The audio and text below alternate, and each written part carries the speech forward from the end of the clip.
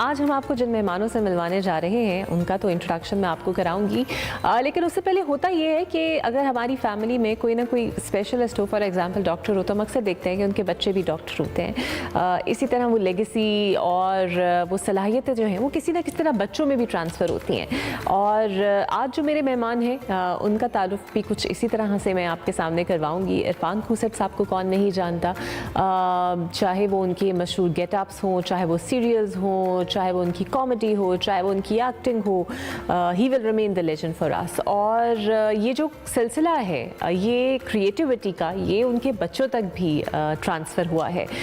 सरमद सुल्तान खूसट को भी आप जानते हैं, अ वेरी फैंटास्टिक एक्टर और क्रिएटर, और बहुत सारे अच्छे ड्रामाज और फिल्म्स की डायरेक्शंस उन्होंने दी हैं। लेकिन सिर्फ सरमद ही नहीं, उनके बाकी बच्चों में भी ये आर्ट और ये टैलेंट कहीं ना कहीं मुख्तलिफ सूरतों के अंदर हमें नज़र आता है।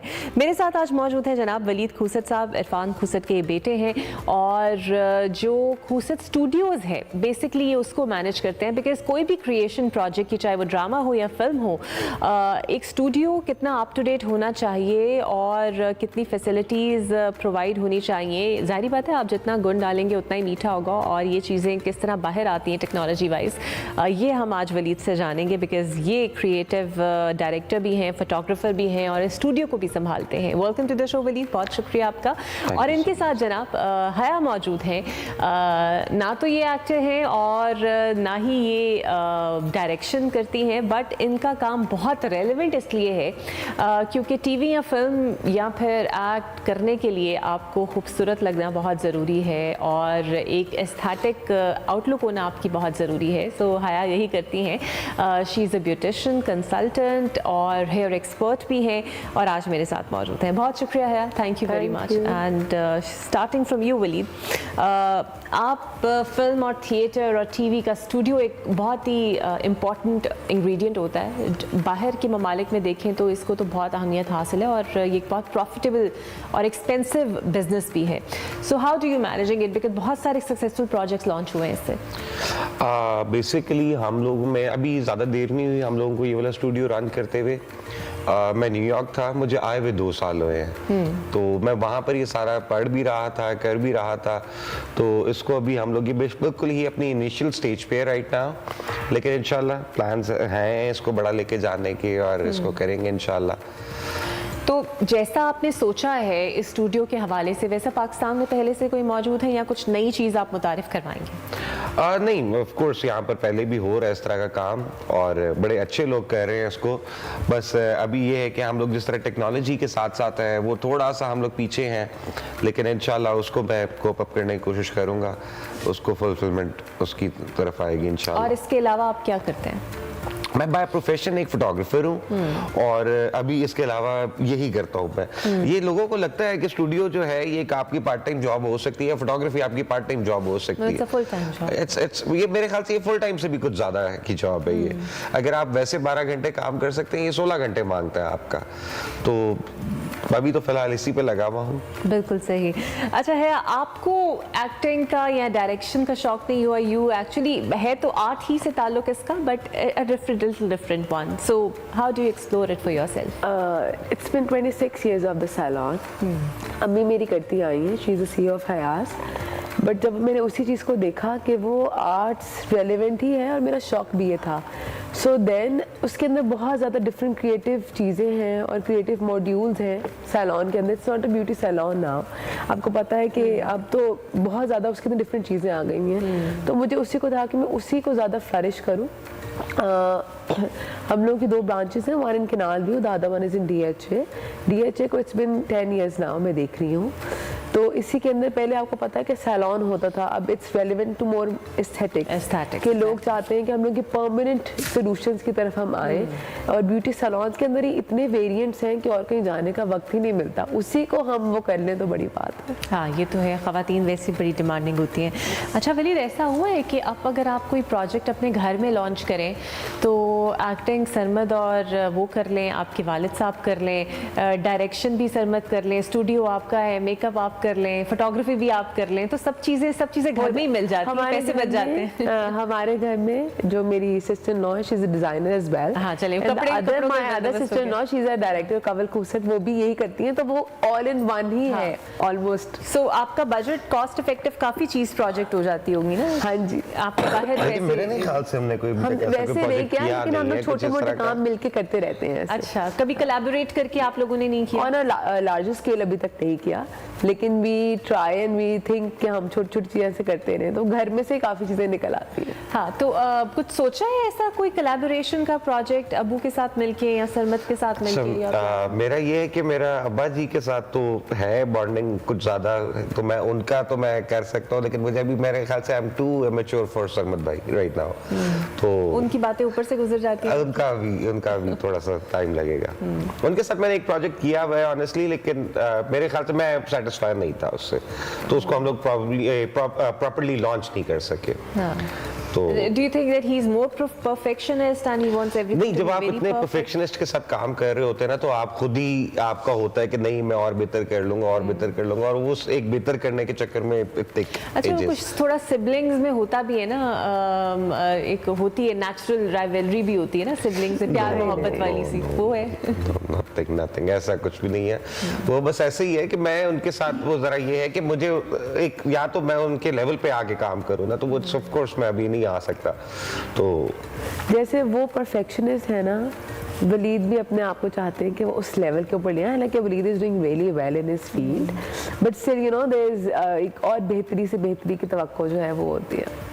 अच्छा, हमारा ये जो फील्ड है ब्यूटिशियन की या फिर कलर, आप ये ख़वातीन के लिए एक ऐसी जॉब भी है और एक ऐसी फील्ड भी है जहाँ पर लेडीज़ फील प्रोटेक्टिव, और वो कोशिश करती हैं कि हम सेफ़ हैं और हमारे लिए बेहतर रोज़गार के हमें फराहमी भी इससे होगी। सो ट्रेनिंग के हवाले से भी आप कुछ करती हैं, नई जनरेशन को, नई लड़कियों को ट्रेनिंग भी देती हैं?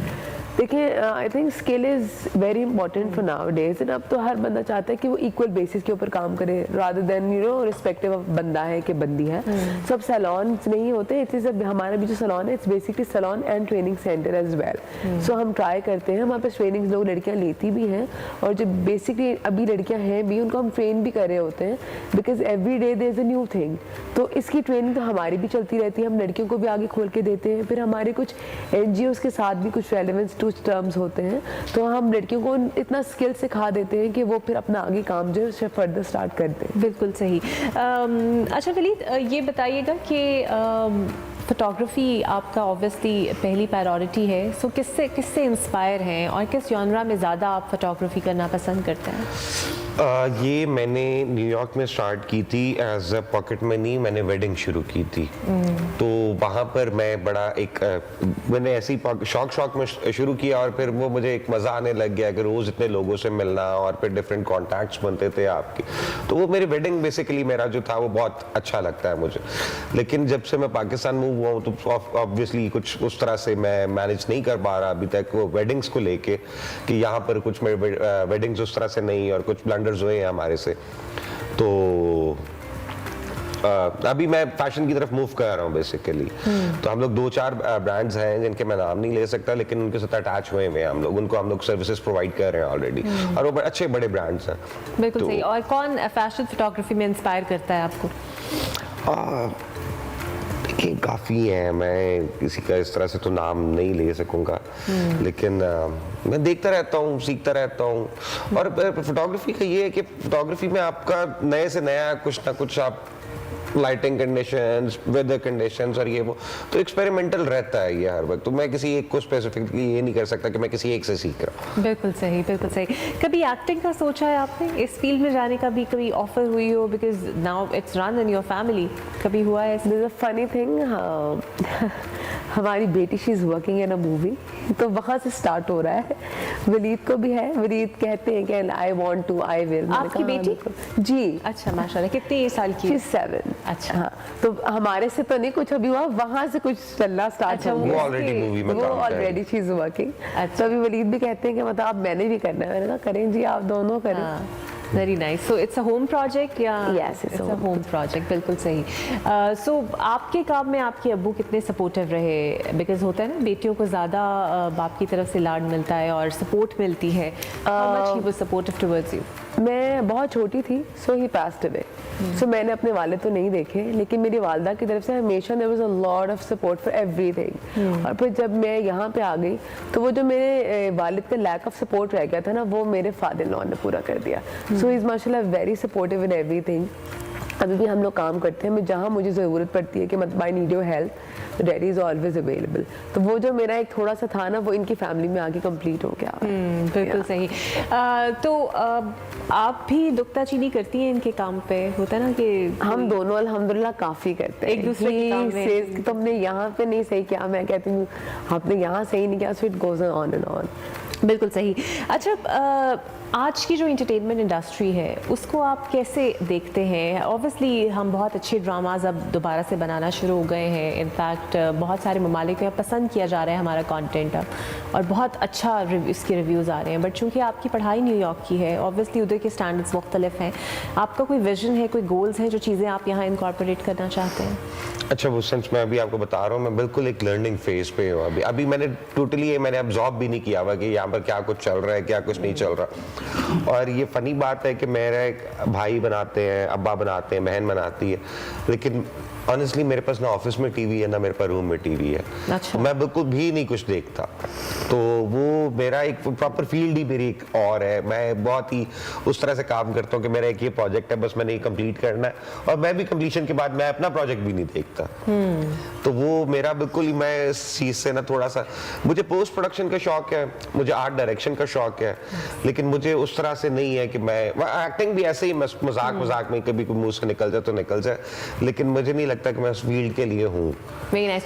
अच्छा, अपने अब्बू का कौन सा प्रोजेक्ट बहुत पसंद है और सरमत का जो वाकई आपको बड़ा इंस्पायर करता हो या बहुत फेवरेट्स में से हो?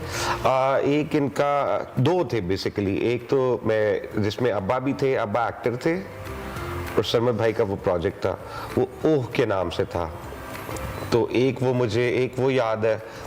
एक और प्रोजेक्ट था आओ कहानी बुनते हैं, वो भी मुझे याद है.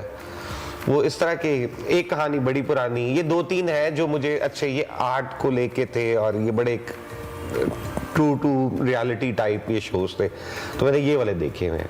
बिल्कुल सही.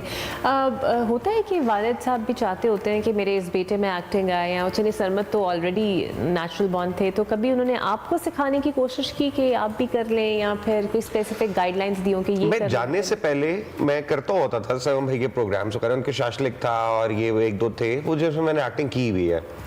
तो फिर मैं चले गया, तो वो भी 12 साल का टाइम था, मैं वापस नहीं आया, और ये तो वो काफ़ी, तो मैं लैग कर गया वहाँ से ही.